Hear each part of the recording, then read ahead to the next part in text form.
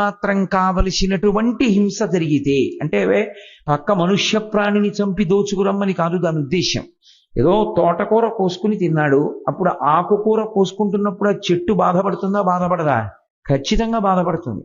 కానీ ఆకుకూర వండుకోకపోతే ఎలా బ్రతుకుతావు? కుదరదు. అన్నం వండుకోకుండా ఎలా బ్రతుకుతాడు? కుదరదు.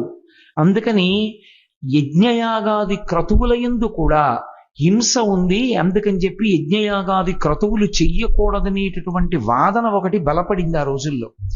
అందుకని అసలు వేద మార్గము క్షీణించిపోయింది.